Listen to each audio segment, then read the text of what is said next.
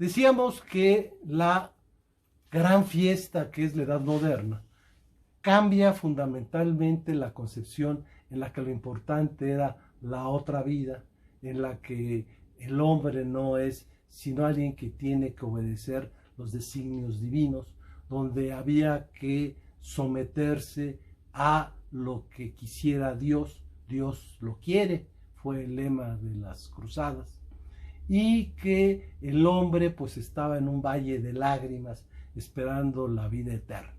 Pero la Edad Moderna vuelve a decir no, el hombre es lo más importante, el hombre debe de vivir su presente, el hombre debe de vivir sus placeres, placeres no necesariamente negativos, placeres como la buena música, la buena pintura, la buena escultura, la buena literatura. Entonces, el humanismo implica el regreso al concepto de que el hombre es lo más importante. Y con esto vemos que aparece pues una obra sensacional de la literatura, que es la obra de Dante Alighieri, que se llama curiosamente La Divina Comedia. Pero lo curioso es que más que hablar de lo divino, o sea, de Dios, esa obra habla de lo humano y habla de las diferentes formas de los seres humanos, desde los seres humanos que merecen estar en la gloria, los seres humanos que merecen estar en el purgatorio, y desde luego los terribles seres humanos que deben estar en lo más profundo del infierno. Entonces, por ese recorrido que hace por ese infierno, ese purgatorio y ese cielo, Dante Alighieri está diciendo el ser humano es así, tiene todas estas gamas, se vuelve a la idea del ser humano.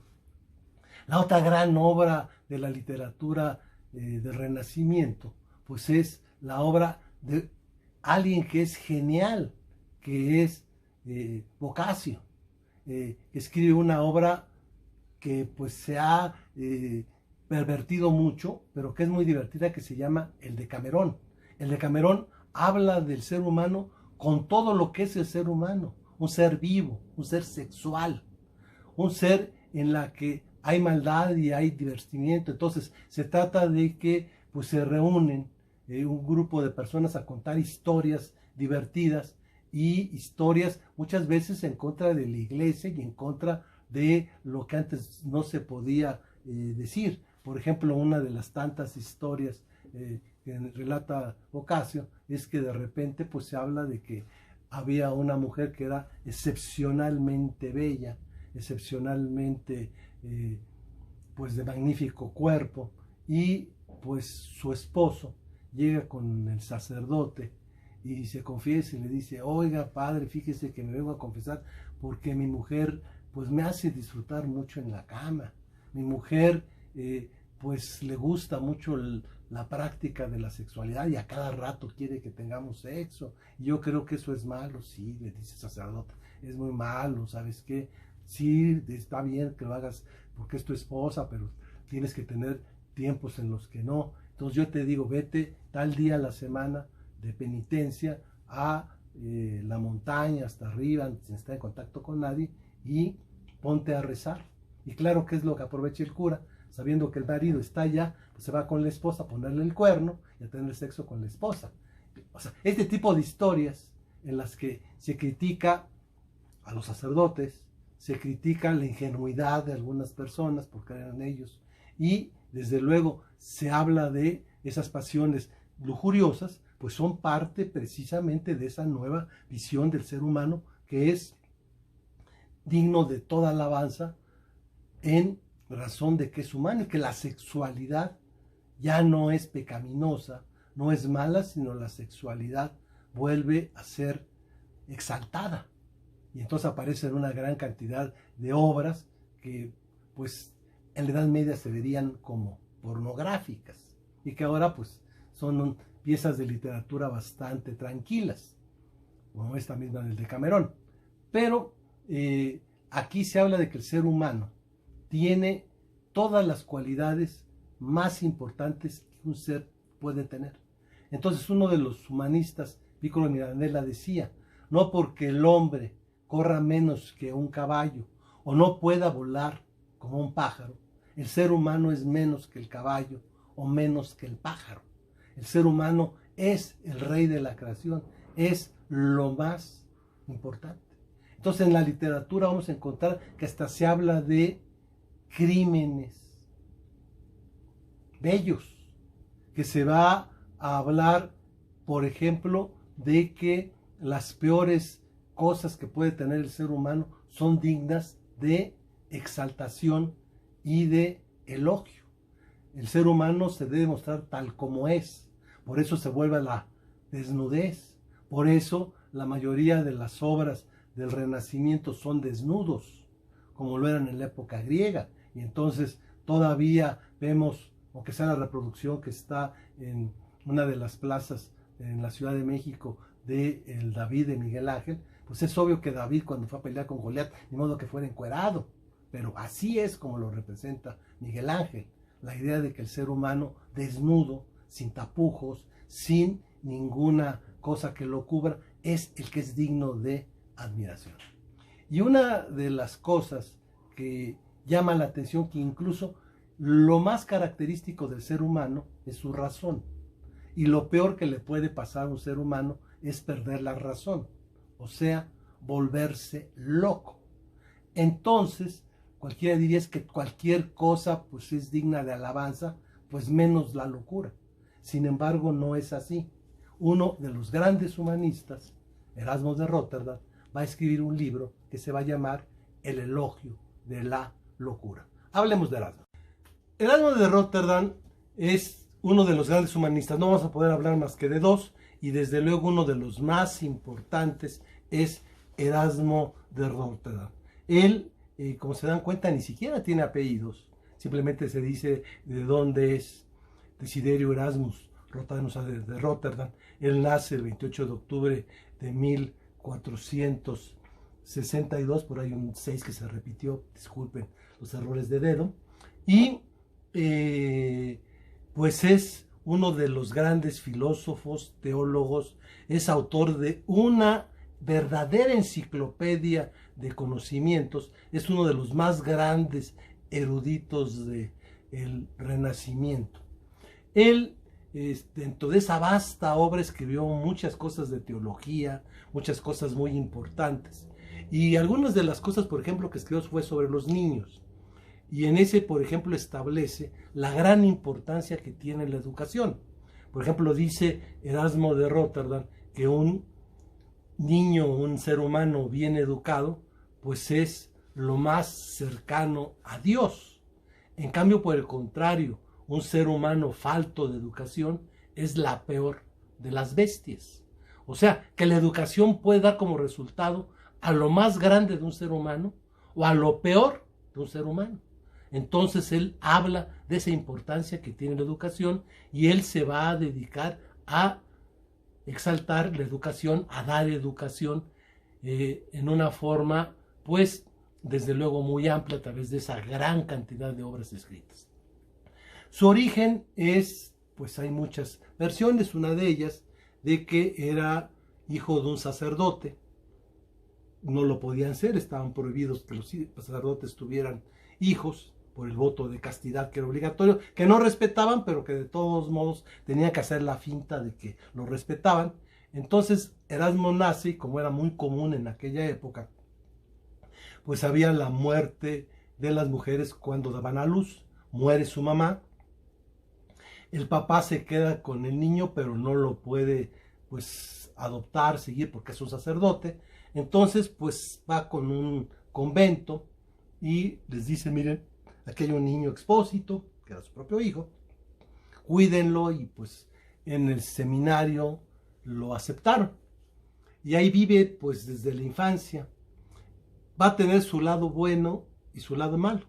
Su lado bueno es de que estar en ese medio ambiente de un convento, pues le va a permitir estudiar desde muy pequeño latín, griego, filosofía, literatura, ser un gran lector de obras de filosofía, de literatura, de teología, de todo ello.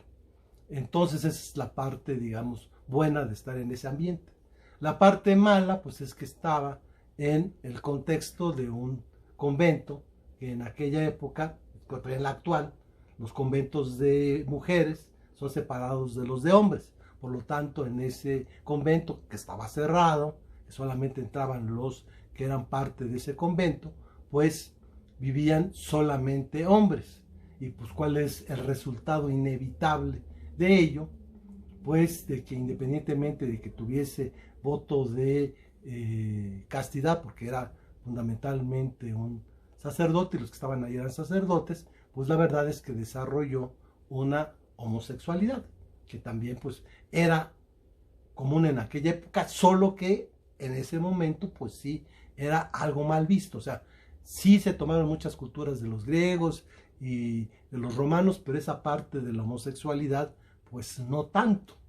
Entonces se veía mal, pero pues él tuvo pues una pareja en el convento, total estaban juntos, nadie sabía, o se hacían tontos, y durante mucho tiempo pues tuvo su compañero en el convento. El problema está cuando ese compañero llega a ser el superior del convento. Entonces Erasmo pues era motivo de escándalo, como era el, llamémosle, pareja sentimental, por llamarlo de alguna manera, de el superior de ese convento. Entonces pues hablaron, ¿sabes qué, Erasmo? Mira, yo voy a tener muchos problemas si tú te quedas aquí. Te voy a exentar de tus obligaciones conventuales, sal a la calle, aprovecha tu gran inteligencia para estudiar, ve a la universidad y ya no tienes que dar sacramentos tampoco, dedícate a el estudio y aléjate de mí para que no haya malos entendidos y cosas de ese tipo. Entonces, gracias a eso, Erasmo de Rotterdam, pues vive fuera del ámbito de la iglesia sin salir nunca, siendo un maestro, un teólogo, pero ya no hacía vida de convento. Les digo, abre una gran cantidad de obras, verdaderos tratados, y de repente pues tuvo un amigo, del que vamos a hablar en el próximo video, llamado Tomás Moro, y Tomás Moro iba a hacer un viaje, y pues para que se divirtiera, en esa época no había teléfonos celulares, todo el mundo pierde tiempo, no había pues otra manera de entretenerse que no fuera leyendo. Entonces, para que su amigo Tomás Moro se divirtiera en el viaje, va a escribir un libro que curiosamente es un pequeño librito, es un librito muy, muy limitado, que se llama El elogio de la locura, o el elogio a la locura, o el encomio a la estulticia.